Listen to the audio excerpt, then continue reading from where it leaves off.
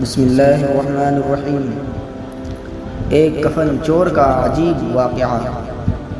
ایک دفعہ حضرت علی رضی اللہ تعالی عنہ رسول اللہ صلی اللہ علیہ وسلم کی خدمت میں پیش ہونے جا رہے تھے کہ راستے میں ان کی نظر حضرت علی رضی اللہ تعالی عنہ کی نظر ایک شخص پر پڑی جو مسلسل روئے جا رہا تھا۔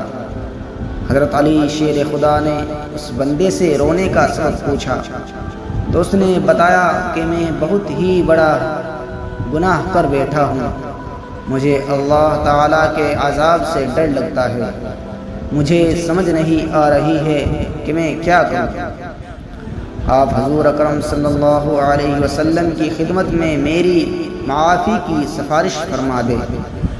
حضرت علی شیر خدا رضی اللہ تعالی عنہ اس شخص کو ساتھ لے کر حضور محمد صلی اللہ علیہ وسلم کی بارگاہ میں پیش ہوئے۔ جب حضرت علی رضی اللہ تعالی عنہ حضور اقدس صلی اللہ علیہ وسلم کے سامنے گئے تو حضرت علی زار و قطار رو رہے تھے۔ حضور اکرم صلی اللہ علیہ وسلم نے دریافت فرمایا، اے علی آپ کیوں رو رہے ہو؟ حضرت علی شیر خدا رضی اللہ تعالی عنہ نے فرمایا کہ اے اللہ کے نبی صلی اللہ علیہ وسلم، میں آپ کے پاس آ ہی رہا تھا کہ راستے میں ایک شخص کو بہت ہی زیادہ روتا ہوئے دیکھا تو اس کی حالت دیکھ کر مجھے بھی رونا آ گیا۔ حضرت محمد صلی اللہ علیہ وسلم نے پوچھا وہ شخص کہاں ہے؟ آپ رضی اللہ تعالی عنہ نے عرض کیا، یا رسول اللہ صلی اللہ علیہ وسلم وہ شخص باہر کھڑا ہے۔ حضور اکرم صلی اللہ علیہ وسلم نے اس شخص کو اندر آنے کی اجازت دی تو وہ بندہ آپ صلی اللہ علیہ وسلم کے سامنے پیش ہو کر اتنا رویا کہ رسول اللہ صلی اللہ علیہ وسلم نے اس بندے سے پوچھا، اے نوجوان کیا ہوا ہے، تم اتنا کیوں رو رہے ہو؟ اس نے جواب دیا، یا رسول اللہ مجھ سے بہت ہی بڑا گناہ ہو گیا ہے۔ حضرت محمد صلی اللہ علیہ وسلم نے فرمایا، مجھے یہ بتاؤ کہ تیرا گناہ بڑا ہے کہ اللہ تعالیٰ کی رحمت بڑی ہے؟ اس بندے نے عرض کیا، یا رسول اللہ صلی اللہ علیہ وسلم میرا گناہ بڑا ہے۔ پھر آپ صلی اللہ علیہ وسلم نے فرمایا کہ تیرا گناہ بڑا ہے کہ خدا کی قدرت بڑی ہے۔ اس نے عرض کیا، یا رسول اللہ صلی اللہ علیہ وسلم میرا گناہ بڑا ہے۔ حضرت محمد صلی اللہ علیہ وسلم نے فرمایا کہ کیا تو نے شرک کا ارتکاب کیا ہے؟ بندے نے عرض کیا، یا رسول اللہ صلی اللہ علیہ وسلم میں نے شرک کا ارتکاب نہیں کیا۔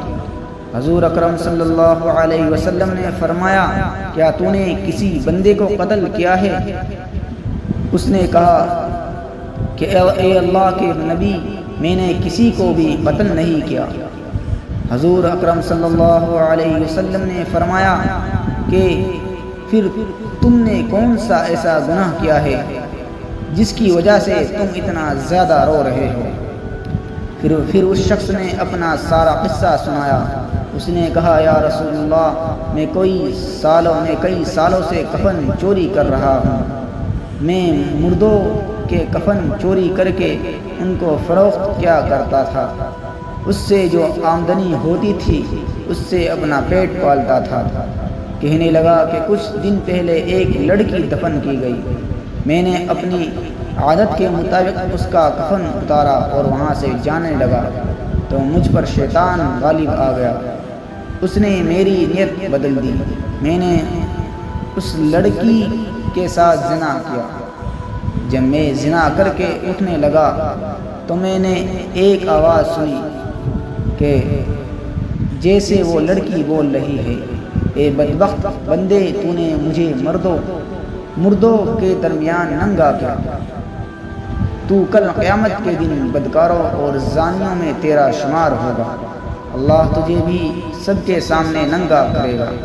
وہ شخص کہنے لگا کہ اس لڑکی کی آواز کا مجھ پر ایسا اثر ہوا کہ مجھے اب اپنے آپ پر اللہ تعالیٰ کا غضب محسوس ہوتا ہے۔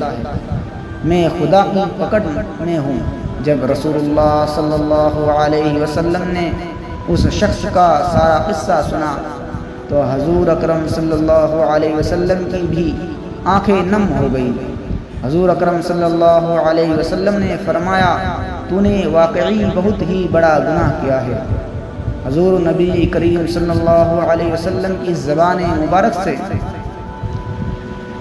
مبارک سے جب یہ الفاظ نکلے کہ بہت ہی بڑا گناہ ہے تو وہ شخص روتا ہوا باہر نکل گیا۔